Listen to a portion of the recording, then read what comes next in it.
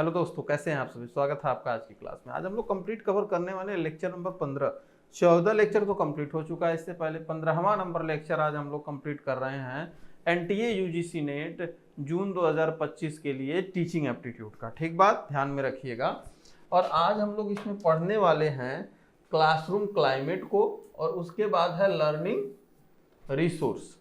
Classroom climate और learning resource क्या क्या होते हैं इसको समझेंगे हम लोग। तो सबसे पहले आज समझते हैं कि अगर कोई क्लास है तो उस क्लासरूम का एक क्लाइमेट होना चाहिए। ठीक है, सबसे पहले दो लोग होंगे, टीचर और स्टूडेंट। टीचर और स्टूडेंट के बीच ऐसा इंटरेक्शन होना चाहिए, वह बातचीत इस तरीके से होनी चाहिए जिससे कि दोनों को पढ़ने और पढ़ाने में बहुत मजा आए, मजे मजे में पढ़ाई हो जाए। मजा आने का मतलब यह है कि आपको क्या करना है, इतने इंटरेस्टिंग वे में एग्जाम्पल्स देने हैं, क्लास का स्ट्रक्चर तैयार करना है, बच्चों तक क्लासरूम की इंफॉर्मेशन पहुंचानी है।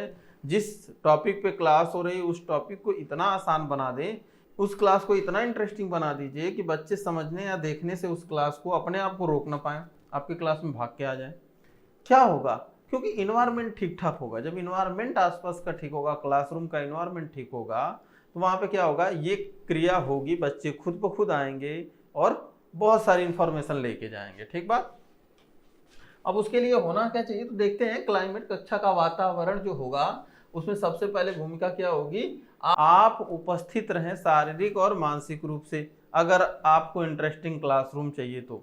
और ये दोनों लोग के ऊपर है, टीचर और स्टूडेंट दोनों क्या हो, शारीरिक और मानसिक रूप से क्लास में हो। ऐसा नहीं है कि क्लासरूम में बैठे हैं और ध्यान कहाँ है, कहीं खोया हुआ है,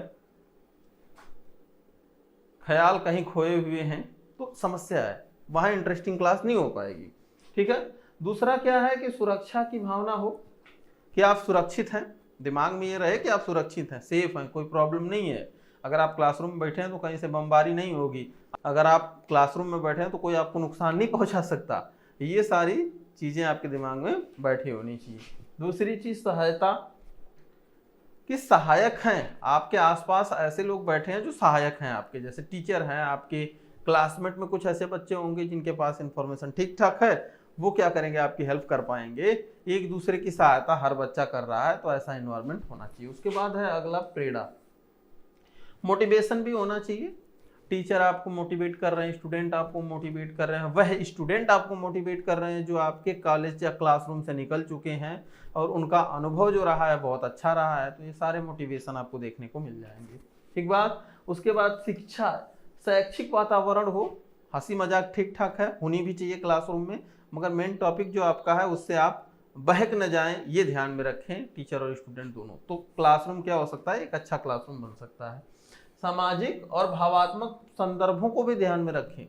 आप सामाजिक तौर पर भी एजुकेशन दे सकते हैं और भावना से जोड़ करके रखें बच्चों को, या बच्चों को भी भावना से जुड़ के रहना चाहिए, तभी जाकर के, किसी एक का काम नहीं है। देखो ये काम है स्टूडेंट और टीचर दोनों का। दोनों अगर अच्छे दृष्टिकोण से पढ़ाई करेंगे या पढ़ाएंगे तभी हो पाएगा ठीक ठाक क्लासरूम। क्लियर बात। उसके बाद आता है अधिगम संसाधन। अब अधिगम के लिए कुछ संसाधन की भी जरूरत होती है, बिल्कुल होती है।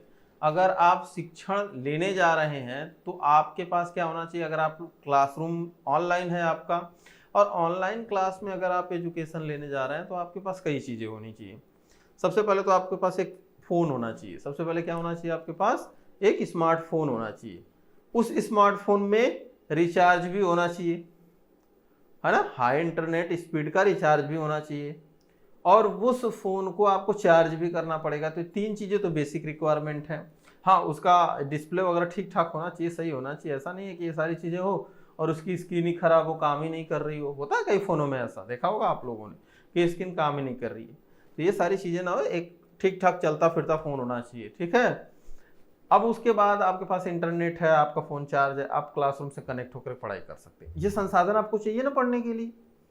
पढ़ाने के लिए क्या चाहिए, पढ़ाने के लिए कैमरा होना चाहिए, पेन होनी चाहिए, बोर्ड होना चाहिए, माइक होनी चाहिए, लैपटॉप होना चाहिए, इंटरनेट सर्वर होना चाहिए, तमाम किस्म की चीज़ें हैं। ये सब क्या है, इन सभी चीज़ों को ही कहते हैं हम अधिगम संसाधन। ठीक है। देख लीजिए, जैसे कि शैक्षिक सामग्री हो, तकनीकी उपकरण हो, और अन्य शिक्षण सामग्री हो सकती है। ऊपर से पुस्तकें हो सकती हैं। ठीक है। इंटरनेट हो सकता है, मल्टीमीडिया हो सकती है, ये सारी चीज़ें देखने को मिल जाएंगी इसमें। जैसा कि मैं पहले भी बता चुका हूँ, बुक होगी, पेन, पेपर, स्टूल, टेबल, मेज, सब चाहिए आपको पढ़ने के लिए। ये सभी क्या आ जाएंगे, स्टडी मटेरियल में आएंगे। ये सारे ज़रूरी हैं अगर आप पढ़ना चाहते हैं तो। अब तो चश्मा भी बहुत ज़रूरी हो गया है, ये वाला ग्लास, ठीक है, ये बहुत ज़रूरी है। आप अगर ऑनलाइन क्लास कर रहे हैं या करा रहे हैं तो इसकी ज़रूरत पड़नी है आपको, नहीं तो आँख खराब हो जाएगी। तो ये भी आ जाएगा, ठीक है, ध्यान रखना, बहुत इंपॉर्टेंट है ये, तो आँख बचा के रखना। और एक चश्मा और आता है जो क्वेश्चन सॉल्व करने वाले बच्चे होते हैं प्रैक्टिस करते समय, नॉट वाला चश्मा।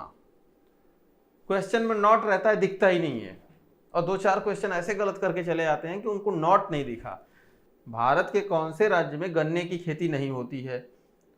अब क्या करेंगे लोग, नॉट नहीं देखेंगे, कौन से राज्य में गन्ने की खेती होती है, ऑप्शन कई हैं जिसमें सबसे ज़्यादा होती होगी, उसको क्या करेंगे, ट्रिक करके चले आएंगे। तो नॉट वाला चश्मा भी जरूरी है, ठीक है। अगला आता है संस्थागत कारक, जैसे कॉलेज हो जाएगा, ठीक है, कॉलेज हो सकता है आपका, इसकी संरचना, ठीक है, शैक्षिक पद्धति और शिक्षक प्रशिक्षण, ये सारी चीज़ें बहुत ज़रूरी हैं। आपके कॉलेज का स्ट्रक्चर कैसा है, किस तरह से पढ़ाया जा रहा है, वहाँ पे शैक्षणिक कौशल कैसा है, टीचर की ट्रेनिंग कैसी होके आई है, तो ये सारी चीज़ें भी मायने रखती हैं आपके टीचिंग प्रोसेस में, ठीक है। आपके लक्ष्यों की बात कर ले, जैसे सामाजिक, शैक्षिक हो सकता है, सामाजिक हो सकता है और व्यक्तिगत हो सकता है, ठीक बात। जैसे संसाधनों में आपके पुस्तकालय हो सकती है, प्रयोगशाला हो सकती है, डिजिटल संसाधन हो सकते हैं, लेबोरेटरी वगैरह बहुत ज़रूरी है आपको। इसमें पुस्तकालय भी ज़रूरी है, लाइब्रेरी आपको इसमें देखने को मिल जाएगी, प्रयोगशाला भी ज़रूरी है। अगर आप विज्ञान के स्टूडेंट हैं, प्रयोगशाला बहुत ज़रूरी है। सारी चीज़ें तो आप प्रयोग करके ही जानोगे, तो प्रयोगशाला, ये सारी चीज़ें देखने को मिल जाएंगी, ठीक बात। बाकी इस क्लास को हम लोग यहीं ख़त्म करते हैं, फिर मिलेंगे अगली क्लास में। तब तक आप सभी अपना ध्यान रखें। बहुत बहुत धन्यवाद, बहुत बहुत आभार क्लास में आने के लिए। Thank you everyone.